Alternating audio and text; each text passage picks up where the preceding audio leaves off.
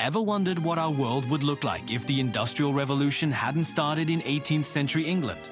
It's a fascinating question. We often take for granted that steam engines, sprawling factories, and the birth of the modern city all began on that small island. But what if a single crucial element had been missing? What if the spark of industrial genius had ignited somewhere else entirely? Let's dive into an alternate history and explore a world completely different from our own. For the Industrial Revolution to happen, you need a perfect storm of ingredients. You need abundant natural resources like coal and iron. You need a stable political system that protects property and encourages investment. You need a culture of innovation with scientists and tinkerers free to experiment. And you need access to capital and global markets to sell your new, mass-produced goods. 18th century England had all of this. But it wasn't the only contender. Let's imagine for a moment that England's coal seams were much deeper, more expensive, and harder to access. This single change would have been enough to stall its progress, opening the door for another nation to take the lead. So, who would step up? Let's look across the English Channel to the Netherlands. The Dutch were a global economic powerhouse in the 17th and 18th centuries. They had a sophisticated banking system, vast colonial networks, and a culture that valued trade and engineering. Their expertise in managing water with windmills and canals was world-renowned. Without England in the picture, it's highly plausible that Dutch engineers, facing their own energy needs, would have been the ones to perfect the steam engine. Instead of powering textile mills, their initial focus might have been on drainage. Imagine massive Dutch-designed steam pumps reclaiming land from the sea on an unprecedented scale, transforming their landscape and agricultural output. Their existing trade routes would become conduits for this new technology. Instead of Manchester and Liverpool, the industrial heartlands would be Amsterdam and Rotterdam. Dutch would become the language of engineering and commerce.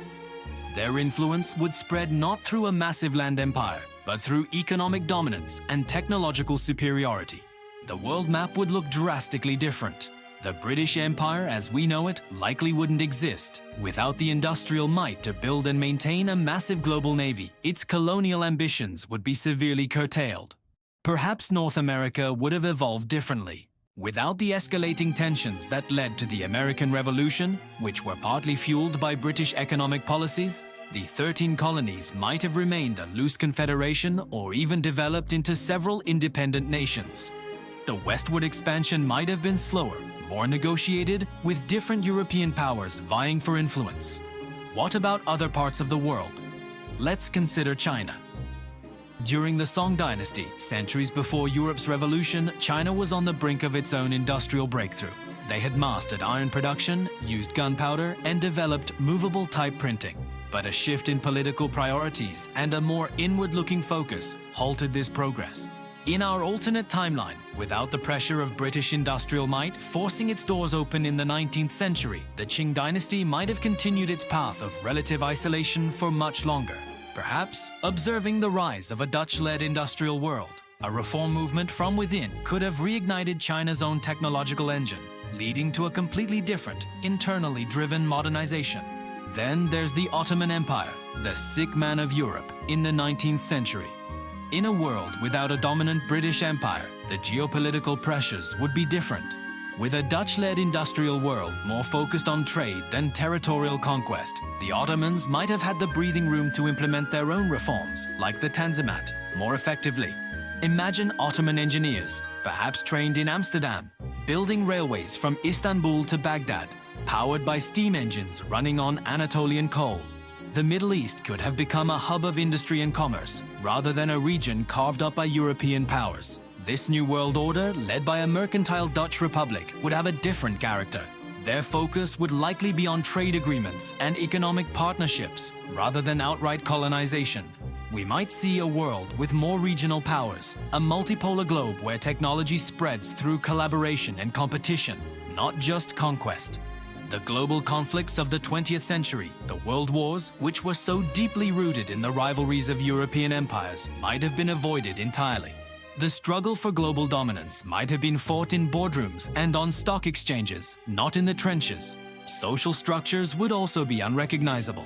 The class system that emerged in Britain with its distinct industrial proletariat and new moneyed class wouldn't be the universal model. Each region would adapt industrialization to its own culture. Perhaps in our Dutch-led world, the cooperative model of polders and water management would translate into more worker-owned factories and guilds, creating a different form of capitalism with a stronger social safety net. The very ideas of socialism and communism, which arose in direct response to the specific conditions of English factories, might never have been formulated in the same way.